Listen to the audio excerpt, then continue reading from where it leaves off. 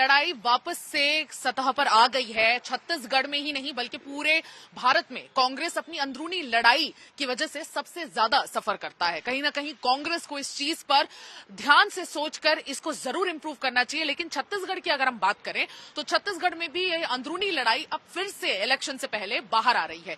हमें पता है कि लोकसभा इलेक्शन बिल्कुल एक महीने में है और उससे पहले ही अंदरूनी लड़ाई इतनी ज्यादा पब्लिक प्लेटफॉर्म पे बाहर आ रही है कि कांग्रेस के लिए नासूर बनते हुए भी नजर आ रही है। नमस्कार, जय जौहार, मेरा नाम सुमी राजप्पन है। मैं आप सभी का स्वागत करती हूँ छत्तीसगढ़ राउंडअप पर।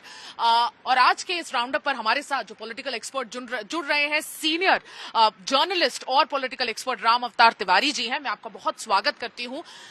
फिर से अंदरूनी लड़ाई सामने आ रही है। पहले तो मैं बताना चाहूंगी कि मैं क्यों ऐसा बोल रही थी। ये अंदरूनी लड़ाई अरुण सिसोदिया जो कांग्रेस के महामंत्री हैं संगठन के, उन्होंने एक पत्र लिखा है दीपक बैज पीसीसी अध्यक्ष को, जो लोकसभा के एमपी भी है, और उनको वापस से शायद टिकट भी दी जा सकती है। लेकिन पॉइंट यहां पर यह है कि दीपक बैज को ये लेटर लिखा गया है कि 5 करोड़ से ज्यादा की रकम विनोद वर्मा, जो भूपेश बघेल के पॉलिटिकल एडवाइजर हुआ करते थे जब वो सीएम थे, उनके बेटे की कंपनी को दिया गया। और कहीं ना कहीं उस तरह से राम गोपाल अग्रवाल, जिन पे ऑलरेडी एनफोर्समेंट डायरेक्टरेट की कार्रवाई चल रही है, जो सीनियर कांग्रेस लीडर भी हुआ करते थे, करीबी थे भूपेश बघेल के, उन्होंने इस पैसों को 5 करोड़ जैसे बड़े रकम का गबन किया है। और ये बात बीजेपी नहीं कह रही है, ये बात खुद कांग्रेस के लीडर कह रहे हैं। इसके अलावा अगर हम बात करें तो राजनांदगांव में भी एक वीडियो सामने आया जिसमें सुरेंद्र दाऊ करके कांग्रेस लीडर है, उन्होंने जमकर भूपेश बघेल पर निशाना साधा और कहा कि हमारे भूपेश बघेल ऐसे थे जिनके रहते हुए बाहरी लोगों को ज्यादा फायदा था और पार्टी के लोगों को बिल्कुल इज्जत नहीं दी गई।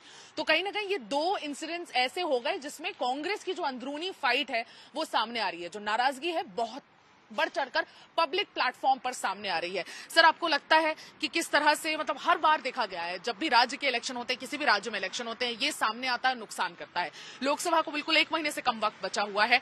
वापस से अपने आप में बड़े बड़े जो इनके लीडर्स हैं, कभी भूपेश बघेल को कुछ गलत कहते हुए नजर आ रहे होते हैं, अपनी नाराजगी व्यक्त करते हुए नजर आते हैं, तो कभी अपने ही लोगों पे निशाना साध रहे होते हैं। इनको ऑपोजिशन की जरूरत नहीं, कांग्रेस खुद ही के लिए काफी है नष्ट करने के लिए। देखिए, कांग्रेस जब सत्ता में नहीं रहती है तो कांग्रेसी एक तरह से तड़प जाते हैं और उनके अंदर की अनुशासनहीनता जो है वो खुलकर सामने आ जाती है।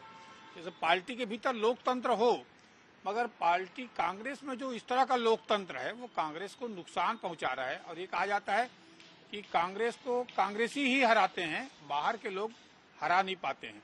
तो यहाँ पर जो दृश्य दिख रहा है, सत्ता जाने के बाद एक तो तत्काल इसकी समीक्षा होनी चाहिए था कि चुनाव में हार के कारण क्यों है। ऐसे समय में एक भड़ास निकालने का एक समय मिलता है कि पार्टी हारी क्यों, जीती क्यों, किस दिशा में जाना था, क्या शायद पार्टी चुनाव हारने के बाद समीक्षा नहीं की। अब जब कांग्रेसी जा रहे हैं मैदान में तो ये भड़ास निकल रहा है और आरोप प्रत्यारोप की राजनीति चल रही है। जहां तक नांदगांव में एक कार्यकर्ता ने कहा है कि जिस तरह की बात उन्होंने कह रहे हैं कि बाहरी लोगों को दी गई, कार्यकर्ताओं को उपेक्षा की गई, वो काफी हद तक सही भी है। दूसरी तरफ अगर देखेंगे, आज जो लेटर आया है वो एक लेटर जो है वो कई संदेश दे रहा है जी। कि सिसोदिया जो है लेटर लिख के भीतर की राजनीति, भीतर की व्यवस्था या व्यवस्था थी उसको वो उजागर करके खुलेआम चुनौती दे रहे हैं। इससे पार्टी के अनुशासनहीनता, वित्तीय अनियमितता या आप भाजपा के पाले में एक और मामला डालकर भाजपा को मजबूत कर रहे हैं। कल को इनकम टैक्स, ईडी ये भी जांच कर सकती है। तो कहीं न कहीं जो है अंदरूनी झगड़े दिख रहे हैं। दूसरी तरफ जो 5 सीटें हैं, उन 5 सीटों का अभी तक निर्णय नहीं हो पाया है। पार्टी के भीतर उनके मतभेद माने जा रहे हैं कई सीटों को लेकर।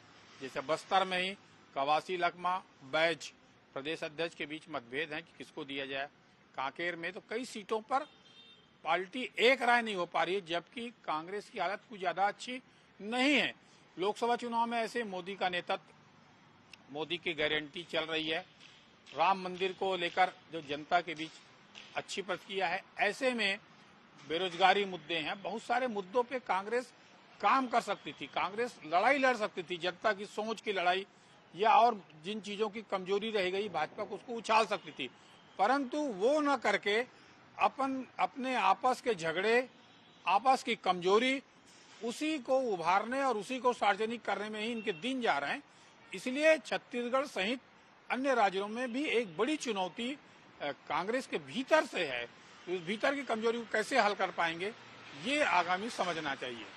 अभी हम बात कर ही रहे हैं और एआईसीसी की कांग्रेस वर्किंग कमेटी भी इनकी चल रही है और उसमें इन्होंने 5 न्याय भी रिलीज करनी है। किसान न्याय, महिला न्याय और भी बहुत सारे न्याय, युवा न्याय, बेरोजगारी न्याय, बहुत सारे न्याय हैं।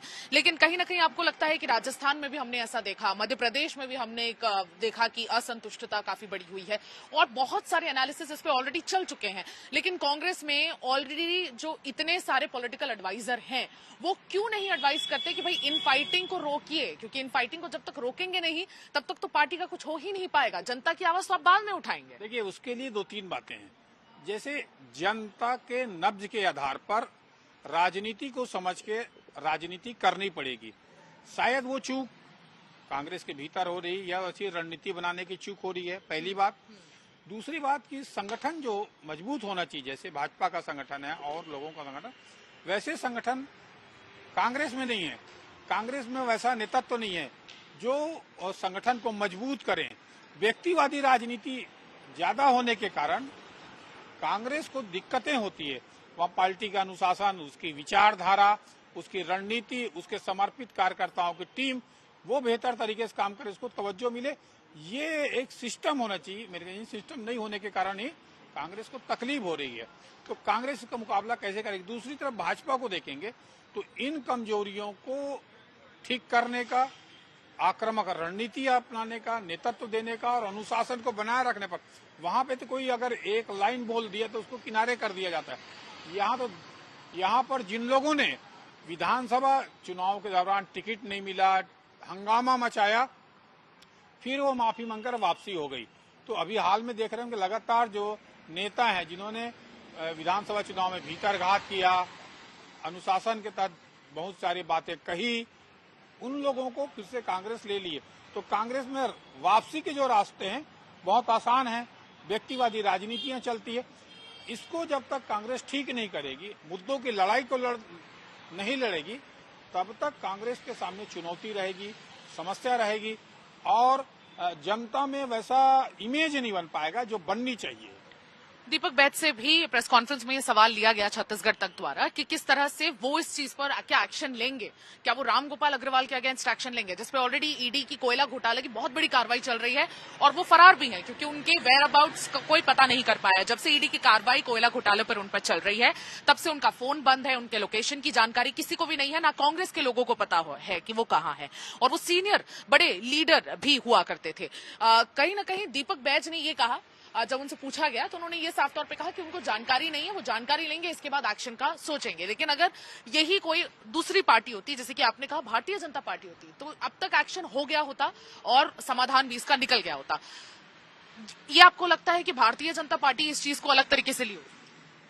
भाजपा को एक बड़ा मुद्दा घर बैठे लोकसभा चुनाव में मिल रहा है। बिल्कुल कि जिन लोगों के ऊपर वो निशाना लगा रही है, भूपेश बघेल निशाने में है, रामगोपाल वर्मा निशाने में है और ये कहा जा रहा है कि जो राजनीतिक सलाहकार थे विनोद वर्मा, वो भी ईडी इनकम टैक्स के निशाने में। तो वैसे जो लोग हैं जो ऑटोमेटिक निशाने पे है भाजपा के जांच एजेंसियों को, उसके पोल को फिर से कांग्रेसी खोल के कागज समेत दे रहे हैं। तो एक बड़ा मुद्दा उनको फिर से मिल गया है। तो इसी मुद्दे पर बहस और चर्चा होती रहेगी और चुनाव निकल जाएगा। और भाजपा जो है ये मुद्दे पर तो काम कर ही रही है, आंदोलन प्रदर्शन कर रही है, सक्रिय है। दूसरा, अपने संगठन स्तर पर खुद सक्रिय है, संगठन की बैठक, सम्मेलन और संवाद स्थापित करके मुद्दों की लड़ाई लड़ने की बात, वो सब चीज में लगी हुई है। तो उनकी जो तैयारी वो चौतरफा है।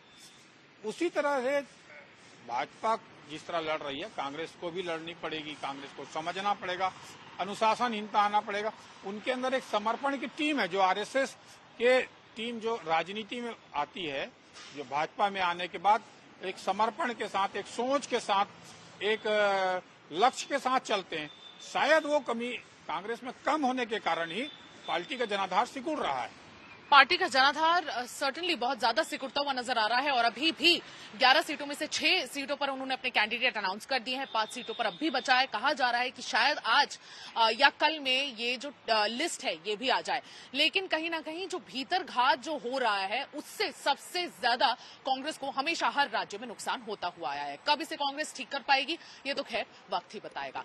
आज के राउंड अप में बस इतना ही। हमारे साथ बने रहिए, कल भी हम ऐसे ही एक एक्सक्लूसिव टॉपिक लेकर आपके सामने राउंड अप पेश करेंगे। तब तक मुझे सुमी राजप्पन और मेरे वीडियो जर्नलिस्ट राघवेंद्र पांडे को विदा दीजिए। नमस्कार, जय जौहर।